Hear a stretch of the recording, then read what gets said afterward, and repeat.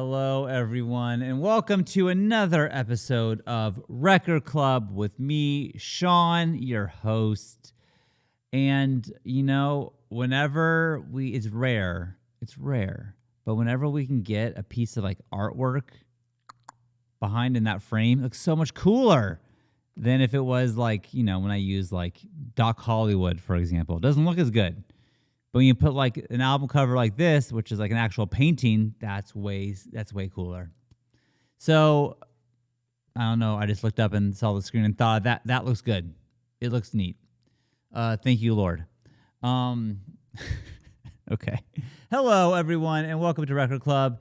It is me, Shawn. Today we are covering Lorde and her second album, Melodrama, which I did not know existed. I knew of the one album, I think it's called Pure Heroine, with Royals on it. And I know her third album, which I thought was her second album, Solar Power. I know those two. This one, didn't know about it. And so the fact that this is on the list was surprising to me. I wasn't expecting that. So, Lorde, or her actual name, Ella, Margia Lanny Yelch O'Connor. So maybe Lorde is easier to say. That's up for debate. She is, I forget, she's a singer-songwriter. She writes most of her own stuff. In this instance, she wrote it with Jack Antonoff, who I've heard a lot around because he helps write a lot of pop songs in general, but Taylor Swift, most Taylor Swift stuff of late has come from a collaboration between Taylor Swift and Jack Antonoff.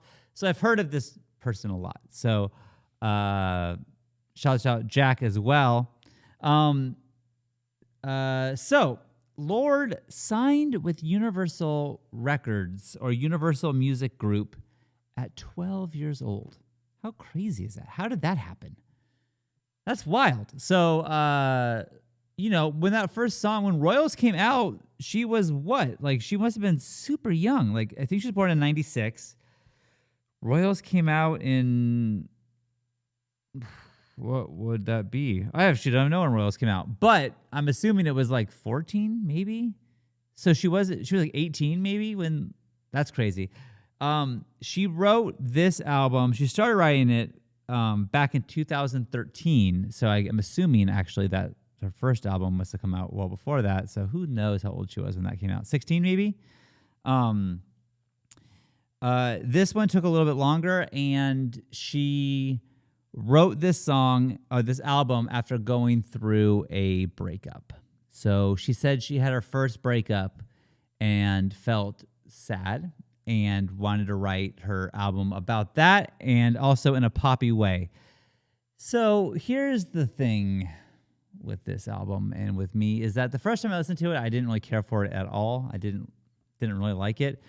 The more I listen to it, I think with most pop, for me, the more you listen to it, the more it grows on you and you kind of appreciate it a little bit more. I will say that happened with me the first half of the record. I ended up liking the songs a little bit more. The second half was a little slow to me, and I just didn't really connect with it or care so much. I did find this super in-depth article with Lorde talking to... not Spin magazine, some kind of magazine from New Zealand, and they went through song by song, asking her what each song meant and the writing process and all that. And it was an article / podcast broken into 11 different series, and so I listened to all of it, trying to get ready for this because I feel like I didn't have a lot to say about this album. I wasn't really sure where to go with it. And weeks when I'm solo, sometimes I struggle to to fill the time. It's I'm 5 minutes in and I think I've said all I need to say. And I try to make it a little bit longer than that, So I wanted to have as much information prepared for you as possible for this. Did not know that she was from Auckland, New Zealand. That was news to me. I've been to Auckland. We went for, what the fuck was that convention we went to? Oh no, they flew us out there and they were so nice. Don't tell them that I don't remember the name of this convention. What the fuck was it called? I'm not going to remember. I know I'm not going to remember. That sucks. That's rude of me. I'm an asshole. But Auckland was awesome. I really like New Zealand. I could, honestly, I said this before, but Auckland to me reminds me of San Diego a lot. Just the vibe. It was on the water. I guess a lot of it's on the water because it's an island. But it was very chill. It's kind of like if you combined San Francisco with San Diego, because it's super steep hills, because it's a volcano. All of New Zealand is formed by volcanoes. But like right on the bay, very San Diego weather. I really liked it. Not Fan Expo. What the fuck is that convention called? If Rocco was here, he would know it, but it's going to come to me the second I hit stop on this fucking podcast. It's going to come to me and it's going to kill me, but what can you do? Anyways, so yeah, I love New Zealand, and it's good for her for making it to the U.S., New Zealand to the U.S., good for her. Yeah, so this album, we can go through it a little bit. The artwork, as I talked about before, was painted by an American abstract painter named Sam McInnes, whom Lorde first contacted through email asking if he would be down to do a painting of her for the album cover. They did a shoot for it, like of her posing in like vintage old negligee, and she posed for 2 hours, and I guess that's all you really have to say about that.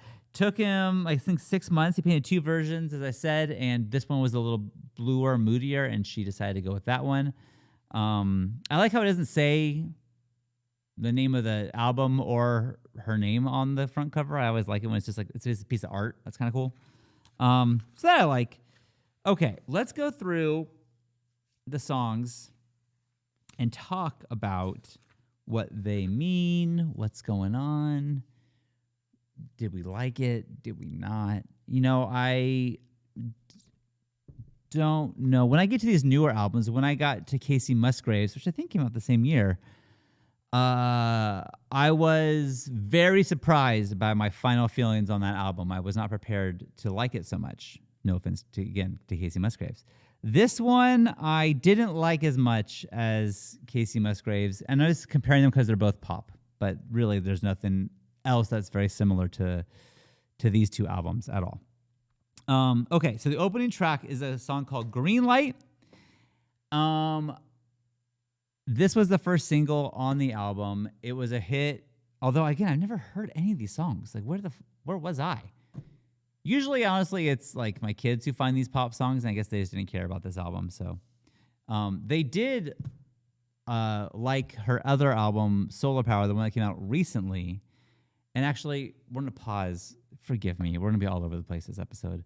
But there is a debate in my family, and people in my family think I'm fucking crazy. But I don't think I am. So I need you to tell me if I'm wrong or right. And please be honest. I don't want to sway anyone by what I think, even though I already have. But be honest with me. Now, there is a Lorde song called Solar Power. I think it's the album song is also called that. But if you could listen to that song for me, around 2 minutes and 5 seconds, there's a part that sounds so much like the Moby song, Southside. That's all I hear when I listen to the song. I would sing it, but I'd make a fool of myself. But it's like do do do do do do do. How pretty was that? God, I should be Lorde. I'm such a good singer. So that to me sounds so much. So listen to that song around 2 minutes and 5 seconds. Then listen to Southside by Moby featuring Gwen Stefani, and at the 2 minute mark, it's their version of it. I swear to God, it's the same thing. It drives me. I'm listening to it. And I'm like, does anyone else hear it? And my family thinks I'm crazy. But let me know. And again, be honest. If you want to side with them, I totally respect that. Just say, Shawn, not so much. Or Maybe I'm right. Maybe it does sound like it, because what the fuck? It sounds just like it to me. There's another song that drives me crazy. It's by Wet Leg. And I think it's called Wet Dream is the song. But it sounds so much like a song, and I can't place it, but it drives me insane. Like, every time I hear the song Wet Dream by Wet Leg, it is like, what? It reminds me of like an early 2000s song that I'll listen to, but I can't tell you the band. I can't tell you the song. But oh my God, if you know and you can link me to it, you'd be my hero, because it drives me fucking nuts. Okay, back to Lorde. Okay, so Green Light is, again, this is about her breakup. It's very upbeat, up-tempo, even though she is sad, and she is basically asking the universe for the green light to move on past this breakup and relationship that she had. She's over feeling sad about it, and she's just looking for the green light, saying, I'm ready to move on, but I still have that fucking red, and I'm still feeling sad, which I think is a cool metaphor. I've never heard that before. Give me the green light so I can move on past you. I like that. I think this is probably my favorite song on the record. I think it's pretty good.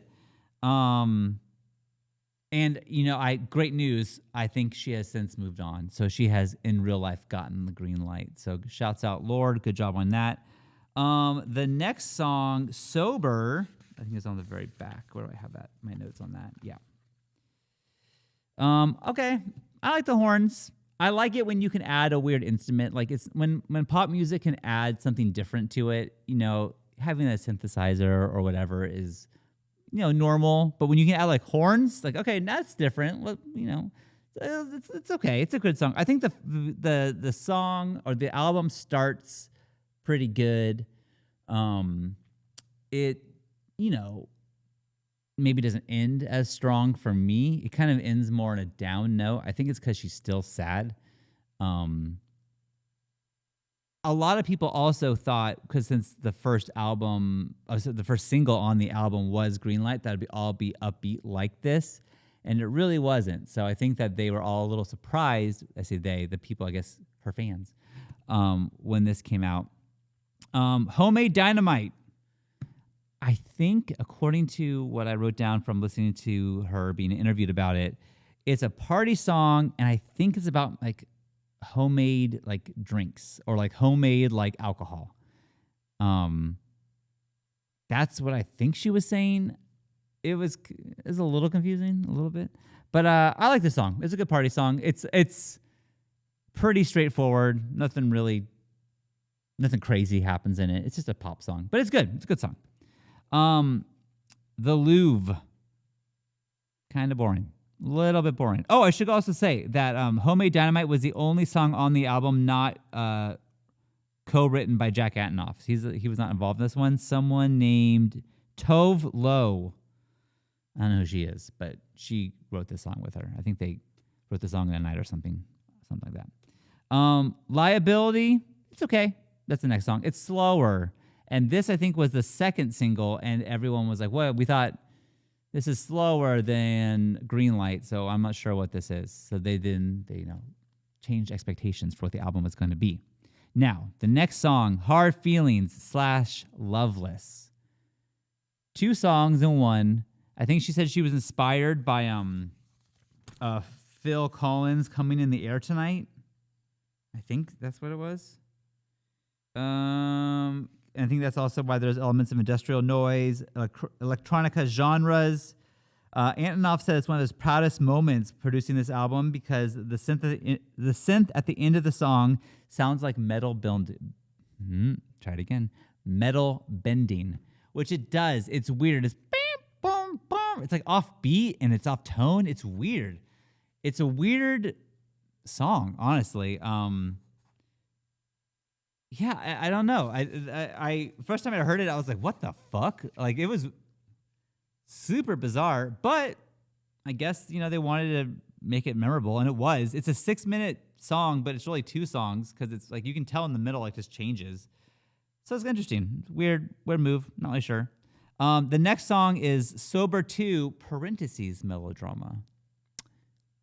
So now we're in the thick of it, because this is what the song, the album is called, Melodrama. We're here. This is it. I like this song better than the first Sober one earlier on. But I think she was saying that she calls it melodrama because she was just feeling like very exposed after the breakup, very, I think she said melodramatic. She said she felt like she was like everything was so like a 10 for her because she was so overwhelmed by the breakup that she just felt like she was kind of being like annoying to be around, and she was melodrama. So then she called her album Melodrama because that's how she felt at the moment. Okay. Supercut sounds like a more poppy version of that song "Dancing in the Dark" by Robin. Remember when we did that? That was a long time ago. I think that was album 20, but song 20, or maybe it was a 10. I don't fucking remember what we did, but I do know it was a very high up. I think it was 20 high up song by Robin called "Dancing in the Dark." This one very much reminds me of that song, which I had not heard until previous record clubs. So I feel like my musical knowledge is just like expanding here. Hopefully you feel the same way a little bit. Because again, I don't think I've ever even known this album existed had it not been for this. So, I guess that's good. Liability Reprise. I didn't need it to come back. I'm good. Lorde, I'm good. I guess it was going to be a 10-song album. The sound producer said, like, I like that song Liability, but this is how I would have done it. And he did like a different, like more industrial tone with it. And Lorde and Jack Antonoff liked it a lot. And so then they just said, well, let's put this on the album as well. And we'll call it like a reprise. But I didn't need it. I'm good. Like do a B-side on a single. They don't do that anymore. I don't know. It's whatever. It's fine. And then Perfect Places is one of the other biggest songs on the album. It's a good pop song. It's a fine pop song. Overall, this album is fine. It's not bad. It's a little whatever. I mean, I think I like a couple songs, but I could never hear any of these songs again and I would be fine. It's kind of interesting that this album made this list. This album was only 3 years old when this list was made, and I didn't know about it. And I'm not the most, I don't have my finger on the pulse of the pop scene. I don't. But you think I would have at least heard about this, but nothing. And so the fact that it made, like, even her, this is the one time she's in this book. She's not in it for her first album with the one with Royals on it, which everyone knows that song. You think that would have made it, but it's this one. I'm curious. We'll read what they say in a second. I'm curious why this one made the cut. I don't know. I don't know. Like, it's not bad. It's not bad, but it's not great. It's just a breakup album. And I've heard better breakup albums, honestly, and I'm sure there are some in this list. I do think, speaking of breakup albums, like, if this list is made again, or when it's made again, I'm pretty sure, like, Olivia Rodrigo's album, her first album, that's going to be on there. Sour, I'm pretty sure. Sour, that's my prediction for the next book.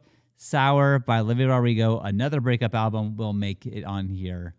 And you could probably just take this Lorde one right off. In my opinion. That's just me. Sorry, Lorde. Again, no disrespect meant. Okay, let's see what Rolling Stone had to say about our friend Lorde. And see why did they put this one in? Let's find out. Lorde was 16. I was right. When the blockbuster hit Royals earned her acclaim as a voice of a generation. As her second album showed that wasn't quite accurate, she's more like the voice of a smart, self-conscious, neurotic people of all generations. I think that you might be the same as me / behave abnormally, she sings on Homemade Dynamite. The sound is bigger sounding and more club-friendly than the spare sound of her 2016 debut, especially on the single Greenlight, and she's even more impressive on the big stage. All right. I mean, so I guess they said it's more poppy. I haven't heard that first album. I just have heard Royals, so I don't know. Maybe it's bigger and better. I don't know. So what am I going to rate it? I think listening to it more and listening to her like explain each song helped a little bit for me, and like what she was thinking, and like, oh, this song was originally what song was it? One of the song was originally like written as a rap song, and she decided to not rap, which I think was a good move. But was it the Louvre? One of these songs, if you listen to it again, which you probably won't, but maybe you will, was going to be a rap song. Weird. So I don't think there's anything else I really want to cover with this. You know, hopefully you forget. Oh, it was Spin-Off Magazine in New Zealand. That's the magazine that she did the interview for. There's a whole podcast series dedicated to just this album. So if you're interested in that, check it out. Okay. Is there anything else I want to talk about? I have stuff highlighted that I didn't get to. But I don't know. I think we're pretty good. I think we're pretty good. I could talk about how she wrote a song on Uber home from a party, but do we care? Maybe. I don't know. Listen to the podcast if you care so much. Okay. Next, we're listening. The song that we listened to was Steel Pulse, was the band, and the song is Ku Klux Klan, which I have never heard Steel Pulse. It's a reggae band, which I did not realize. I think Jenny said she saw them live. Her brother is very much into reggae, so I think she went to a lot of festivals with him back in the day. Interesting about this song is that a lot of times I can find like whole articles written on any given song that is on this list, on the 500 greatest songs list, because it's a famous song. I couldn't really find too much about this song. I saw a couple live videos where their drummer came out wearing a Ku Klux Klan robe and was singing wearing that, which was a little wild. But I do have the lyrics, and I think the lyrics are pretty fucking crazy. It's hard. It's a tough song because it's about. I'll just read the lyrics. Walking along, kicking some stones, minding my own business, I came face to face with my foe, disguised in violence from head to toe. I holla and bawl, now let me go. To let me go was not his intention. So that sucks. It basically is just talking about some guy just minding his own business, and the Ku Klux Klan shows up and beats him up, and then is like kidnapping him, and it's fucking heartbreaking and super sad. At the end, he says, like, I was taught a lesson not to walk alone. I was waiting for a good Samaritan, but waiting was hopeless. It was all in vain. Ku Klux Klan is back again. I holler and I bawl. Now let me go now. To let me go was not dim intention. So pretty fucking heavy song. I will say that I don't know if this is a San Diego thing or just every station does this, but in the radio stations in San Diego at 420 have mandatory Marley, and they play either Bob Marley or some kind of reggae, usually Bob Marley though, at 420 every single day. And so that is pretty much the only reggae I would ever hear was the mandatory Marley on 91X or 94.9 or wherever they play this. So I don't know much about reggae. I will say that I liked this song, and this song is very powerful, I think, and it's sad. It's a fucking sad song, and I feel like in today's world, I mean, they wrote this song back in 1970, but it feels fucking relevant, which is terrible. You would hope that by now it wouldn't, but it does feel relevant. And, I think that I guess it's a timeless song, which I wish it fucking wasn't. I wish it wasn't, but it just seems like hatred's always going to fucking be there. So it seems. I hope I'm wrong, but this song is a good song. So I'm going to give this song 4 out of 5 shakers. Again, reggae is not really my thing, but I don't know much about it. So I'm happy to learn more about reggae. And for the album, the Lorde album, did I rate it? I don't think I did. I think I got distracted halfway through it.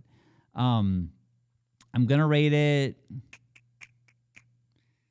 I guess I'll give it 2. I feel bad giving it 2, but I think 2.5 is like... No, I guess 2.5. It's fine. I mean, there's some good songs, but I don't think I'll ever listen to it again, though. So it's a 2.5. I didn't hate it, but I really didn't care. I just didn't care. So that is that. We've now read the book. We've covered the song and the album. And it was a little shorter, but not 5 minutes, which is all I was really concerned about. So thank God, a little bit longer. Now, let's pick the next one. Let's pick the next one. I'm curious when the next book comes out if this album is on there still. I just never heard anyone talk about it ever. Okay, let's get it really mixed up. Okay, here we go. What did we get? 219. What could it be? I love doing this, for the record. This podcast is fun, but I get so excited when I pick a number and I have to go find out what album it is. It's my favorite part of the show, to be honest with you, because I'm like, what am I listening to for a whole week? Sometimes it rules, sometimes it's not so great. Okay, what did I say? 219. Okay. 219. Whoa, we are back with not all of Wu-Tang Clan, but Raekwon, only built for Cuban Linux. What the fuck? Okay. Well, this is a clue. Wait, what do we got? It's Wu-Tang, and yeah. So it's So it's definitely Raekwon from Wu-Tang Clan, and it's a solo album. So I have no idea. Maybe Brian will be back. I don't know.